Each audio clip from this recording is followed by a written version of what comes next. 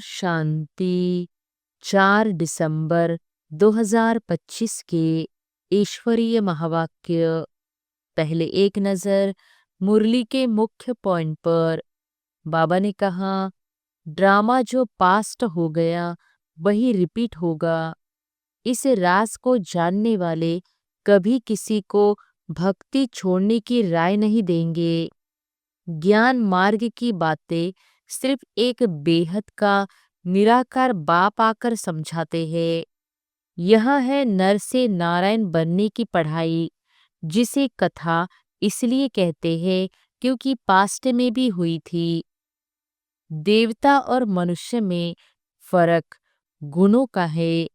मनुष्य देवताओं को श्रेष्ठ मानकर नमन करते हैं।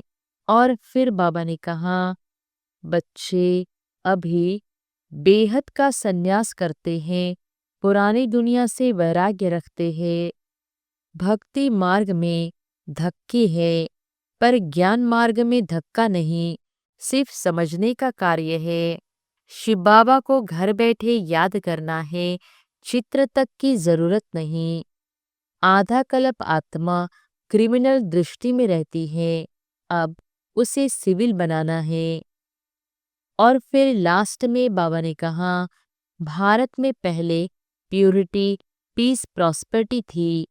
आयु 150 वर्ष औसत थी। अभी बाप बच्चों को योगेश्वर बनाते हैं, फिर राज राजेश्वर बनेंगे। सेवा योग्य बच्चों को बाप बिठाते नहीं, उन्हें सदा सेवा में लगना है। सेंटर, म्यूजियम खोलने जैसी सेवा। बेहद का सन्यासी बनकर हद की बातें छोड़ देनी है। और अब सुनते हैं महावाक्यों को विस्तार से। मुरली का सार। मीठे बच्चे, तुम्हें अभी बाप द्वारा दिव्य दृष्टि मिली है। उस दिव्य दृष्टि से ही तुम आत्मा और परमात्मा को देख सकते हो। प्रश्न है, ड्रामा के किस राज को समझने वाले कौन सी राय किसी को भी नहीं देंगे? उत्तर है, जो समझते हैं कि ड्रामा में जो कुछ पास्ट हो गया वह फिर से एक्यूरेट रिपीट होगा। वह कभी किसी को भक्ति छोड़ने की राय नहीं देंगे।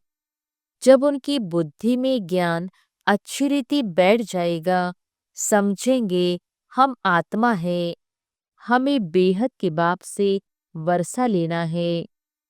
जब बेहद के बाप की पहचान हो जाएगी तो हद की बातें स्वतः खत्म हो जाएंगी। ओम शांति। अपनी आत्मा के स्वधर्म में बैठे हो। रूहानी बाप रूहानी बच्चों से पूछते हैं, क्योंकि यह तो बच्चे जानते हैं एक ही बेहद का बाप है, जिसको रूह कहते हैं। सिर्फ उनको सुप्रीम कहा जाता है। सुप्रीम रूह या परमात्मा कहते हैं।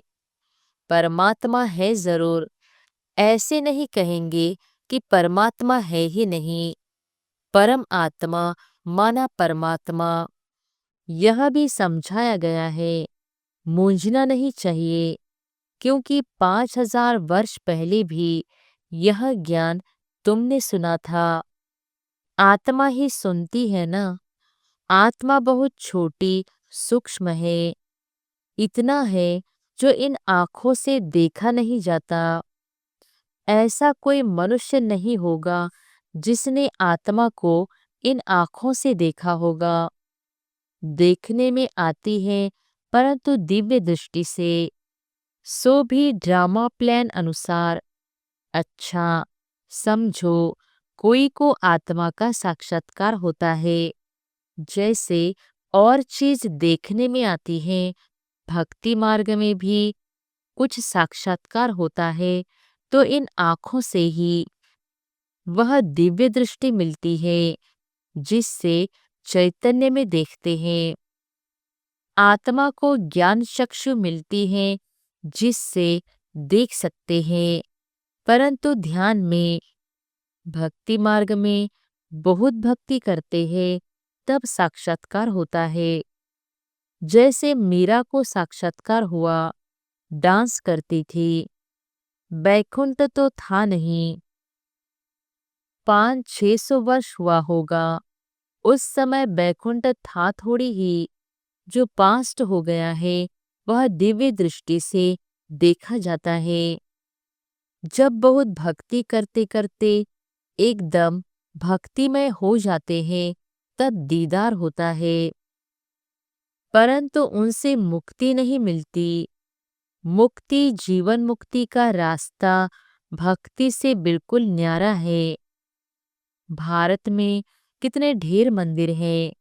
शिव का लिंग रखते हैं, बड़ा लिंग भी रखते हैं, छोटा भी रखते हैं। अब यह तो बच्चे जानते हैं, जैसी आत्मा है वैसे परमपिता परमात्मा है। साइज सबका एक ही है। जैसे बाप वैसे बच्चे। आत्माएं सब भाई भाई है। आत्माएं इस शरीर में आती है पाड़ बजाने। यह समझने की बातें हैं। यह कोई भक्ति मार्ग की दंत कथाएं नहीं है। ज्ञान मार्ग की बातें सिर्फ एक बाप ही समझाते हैं। पहले पहले समझाने वाला बेहद का बाप निराकार ही है। उनके लिए पूरी रीति कोई भी समझ नहीं सकते। कहते हैं वह तो सर्वव्यापी है। यह कोई राइट नहीं। बाप को पुकारते हैं, बहुत प्यार से बुलाते हैं। कहते हैं बाबा आप जब आएंगे तो आप पर हम वारी जाएंगे। मेरा तो आप, दूसरा न कोई। तो जरूर उनको याद करना पड़े। वह खुद भी कहते हैं, हे बच्चों, आत्माओं से ही बात करते हैं। इसको रूहानी नॉलेज कहा जाता है। गाया भी जाता है, आत्मा और परमात्मा अलग रहे बहुकाल। यह भी हिसाब बताया है। बहुत काल से तुम आत्माएं अलग रहती हो, जो ही फिर इस समय बाप के पास आई हो, फिर से अपना राजयोग सीखने। यह टीचर सर्वेंट है। टीचर हमेशा ओबीडिएंट सर्वेंट होते हैं। बाप भी कहते हैं, हम तो सब बच्चों का सर्वेंट हूँ। तुम कितना हुज्जत से बुलाते हो, हे पतित पावन, आकर हमको पावन बनाओ। सब है भक्तियाँ। कहते हैं, हे भगवान आओ, हमको फिर से पावन बनाओ। पावन दुनिया स्वर्ग को, पतित दुनिया नरक को कहा जाता है। यह सब समझने की बातें हैं। यह कॉलेज अथवा गॉडफादरली वर्ल्ड यूनिवर्सिटी है। इसकी एम ऑब्जेक्ट है मनुष्य से देवता बनना। बच्चे निश्चय करते हैं, हमको यह बनना है। जिसको निश्चय ही नहीं होगा वह स्कूल में बैठेगा क्या? एम ऑब्जेक्ट तो बुद्धि में है। हम बैरिस्टर व डॉक्टर बनेंगे तो पढ़ेंगे ना। निश्चय नहीं होगा तो आएंगे ही नहीं। तुमको निश्चय है, हम मनुष्य से देवता, नर से नारायण बनते हैं। यह सच्ची सच्ची सत्य नर से नारायण बनने की कथा है। वास्तव में यह है पढ़ाई, परंतु इनको कथा क्यों कहते हैं? क्योंकि 5000 वर्ष पहले भी सुनी थी। पास्ट हो गई है। पास्ट को कथा कहा जाता है। यह है नर से नारायण बनने की शिक्षा। बच्चे दिल से समझते हैं, नई दुनिया में देवताएं, पुरानी दुनिया में मनुष्य रहते हैं। देवताओं में जो गुण है वह मनुष्यों में नहीं है, इसलिए उनको देवता कहा जाता है। मनुष्य देवताओं के आगे नमन करते हैं। आप सर्वगुण संपन्न। फिर अपने को कहते हैं हम पापी नीच है। मनुष्य ही कहते हैं, देवताओं को तो नहीं कहेंगे। देवताएं थे सतयुग में, कलयुग में हो न सके। परंतु आजकल तो सबको श्री श्री कह देते हैं। श्री माना श्रेष्ठ, सर्वश्रेष्ठ तो भगवान ही बना सकते हैं। श्रेष्ठ देवता सतयुग में थे। इस समय कोई मनुष्य श्रेष्ठ है नहीं। तुम बच्चे अभी बेहद का संन्यास करते हो। तुम जानते हो यह पुरानी दुनिया खत्म होने वाली है, इसलिए इन सब से वैराग्य है। वह तो है हठयोगी सन्यासी, घर बार छोड़ निकले, फिर आकर महलों में बैठे हैं। नहीं तो कुटिया पर कोई खर्चा थोड़ी लगता है, कुछ भी नहीं। एकांत के लिए कुटिया में बैठना होता है, न कि महलों में। बाबा की भी कुटिया बनी हुई है, कुटिया में सब सुख है। अभी तुम बच्चों को पुरुषार्थ कर मनुष्य से देवता बनना है। तुम जानते हो ड्रामा में जो कुछ पास्ट हो गया वह फिर से एक्यूरेट रिपीट होगा। इसलिए किसको भी ऐसी राय नहीं देनी है कि भक्ति छोड़ो। जब ज्ञान बुद्धि में आ जाएगा तो समझेंगे हम आत्मा हैं। हमको अब तो बेहद के बाप से वर्षा लेना है। बेहद के बाप की जब पहचान होती है तो फिर हद की बातें खत्म हो जाती हैं। बाप कहते हैं गृहस्थ व्यवहार में रहते से बुद्धि का योग बाप से लगाना है। शरीर निर्वाह के लिए कर्म भी करना है। जैसे भक्ति में भी कोई कोई बहुत नौधा भक्ति करते हैं, नियम से रोज जाकर दर्शन करते हैं। देहधारियों के पास जाना वह सब है जिस्मानी यात्रा। भक्ति मार्ग में कितने धक्के खाने पड़ते हैं, यहाँ कुछ भी धक्का नहीं खाना है। आते हैं तो समझाने के लिए बिठाया जाता है, बाकी याद के लिए कोई एक जगह बैठ नहीं जाना है। भक्ति मार्ग में कोई श्री कृष्ण का भक्त होता है तो ऐसे नहीं चलते फिरते श्री कृष्ण को याद नहीं कर सकते। इसलिए जो पढ़े लिखे मनुष्य होते हैं कहते हैं श्री कृष्ण का चित्र घर में रखा है, फिर तुम मंदिरों में क्यों जाते हो? श्री कृष्ण के चित्रों की पूजा तुम कहाँ भी करो। अच्छा, चित्र न रखो, याद करते रहो। एक बार चीज देखी तो फिर वह याद रहती है। तुमको भी यही कहते हैं, शिव बाबा को तुम घर बैठे याद नहीं कर सकते हो। यह तो है नई बात। शिव बाबा को कोई भी जानते नहीं, नाम रूप देश काल को जानते ही नहीं, कह देते सर्वव्यापी है। आत्मा को परमात्मा तो नहीं कहा जाता है। आत्मा को बाप की याद आती है, परंतु बाप को जानते नहीं तो समझाना पड़े 7 रोज। फिर रेजगारी पॉइंट्स भी समझाई जाती हैं। बाप ज्ञान का सागर है ना, कितने समय से सुनते आए हो क्योंकि नॉलेज है ना। समझते हो हमको मनुष्य से देवता बनने की नॉलेज मिलती है। बाप कहते हैं तुमको नई नई गुह्य बातें सुनाते हैं। मुरली तुमको नहीं मिलती है तो तुम कितना चिल्लाते हो। बाप कहते हैं तुम बाप को तो याद करो, मुरली पढ़ते हो फिर भी भूल जाते हो। पहले पहले तो यह याद करना है मैं आत्मा हूँ, इतनी छोटी बिंदी हूँ। आत्मा को भी जानना है। कहते हैं इनकी आत्मा निकल दूसरे में प्रवेश किया।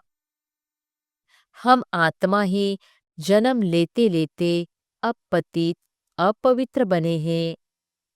पहले तुम पवित्र गृहस्थ धर्म के थे। लक्ष्मी नारायण दोनों पवित्र थे, फिर दोनों ही अपवित्र बने। फिर दोनों पवित्र होते हैं तो क्या अपवित्र से पवित्र बने या पवित्र जन्म लिया? बाप बैठ समझाते हैं, कैसे तुम पवित्र थे फिर वाम मार्ग में जाने से अपवित्र बने हो। पुजारी को अपवित्र, पूज्य को पवित्र कहेंगे। सारे वर्ल्ड की हिस्ट्री ज्योग्राफी तुम्हारे बुद्धि में है। कौन कौन राज्य करते थे, कैसे उन्हों को राज्य मिला, यह तुम जानते हो और कोई नहीं जो जानता हो। तुम्हारे पास भी आगे यह नॉलेज रचता और रचना के आदि मध्य अंत की नहीं थी। गोया नास्तिक थे, नहीं जानते थे। नास्तिक बनने से कितना दुखी बन जाते हैं। अब तुम यहाँ आए हो यह देवता बनने, वहाँ कितने सुख होंगे। दैवी गुण भी यहाँ धारण करने हैं। प्रजापिता ब्रह्मा की औलाद भाई बहन ठहरे ना। क्रिमिनल दृष्टि जानी नहीं चाहिए, इसमें है मेहनत। आंखें बड़ी क्रिमिनल है, सब अंगों से क्रिमिनल है आंखें। आधा कल्प क्रिमिनल, आधा कल्प सिविल रहती है। सतयुग में क्रिमिनल नहीं रहती है। आंखें क्रिमिनल है तो असुर कहलाते हैं।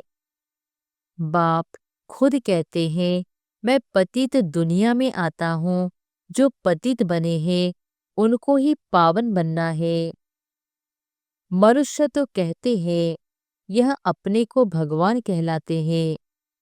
झाड़ में देखो, एकदम तमोप्रधान दुनिया के अंत में खड़ा है। वही फिर तपस्या कर रहे हैं। सतयुग से लक्ष्मी नारायण की डिनाइस्टी चलती है। संवद भी इन लक्ष्मी नारायण से गिना जाएगा। इसलिए बाबा कहते हैं, लक्ष्मी नारायण का राज्य दिखाते हो तो लिखो। इससे 1250 वर्ष के बाद त्रेता।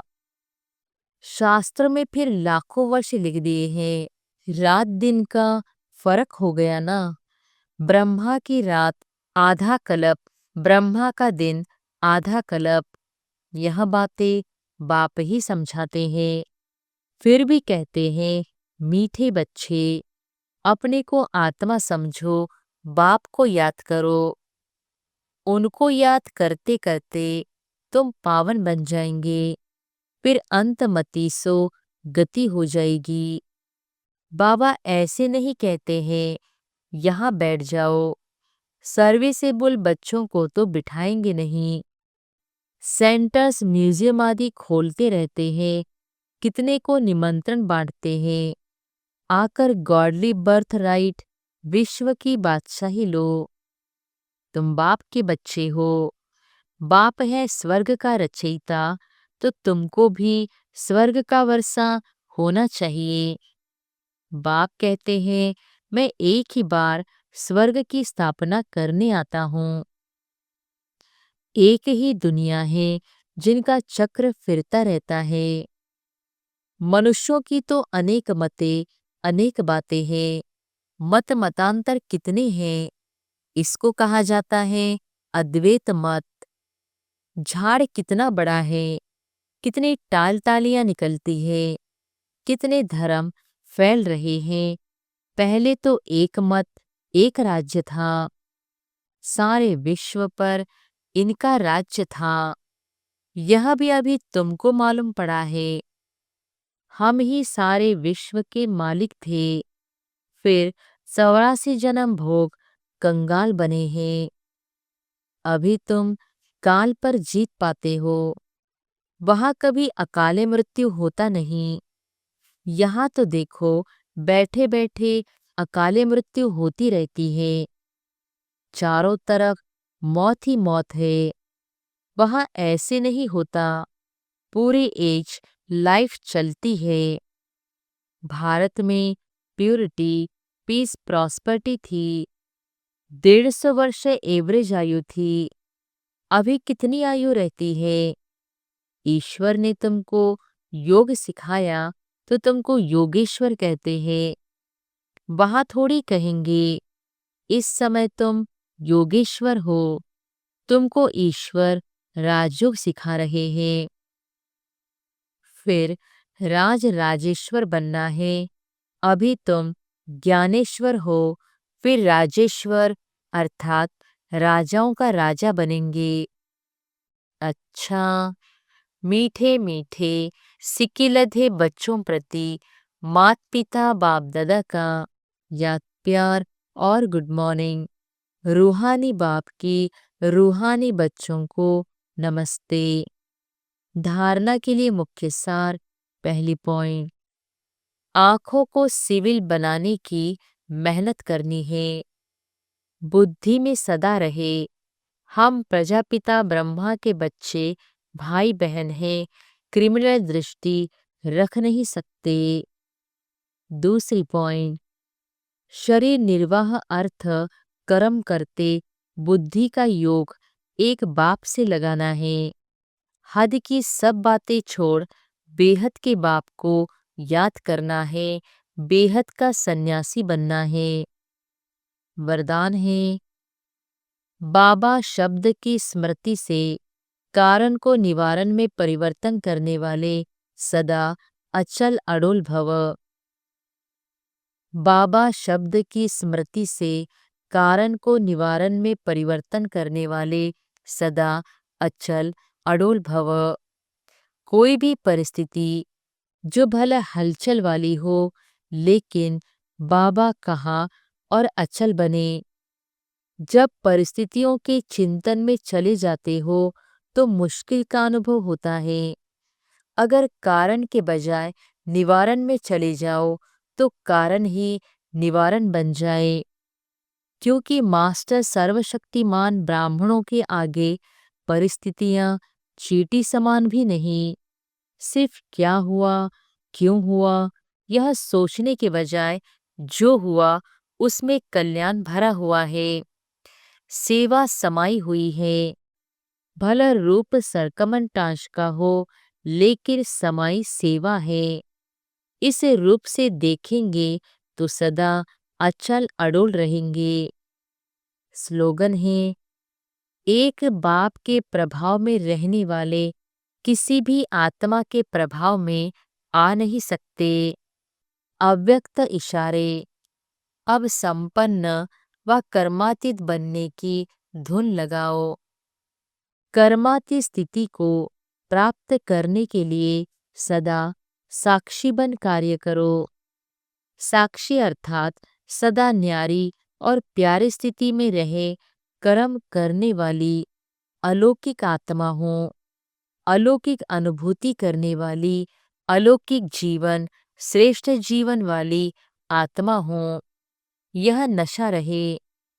कर्म करते यही अभ्यास बढ़ाते रहो तो कर्माती स्थिति को प्राप्त कर लेंगे। अच्छा, ओम शांति।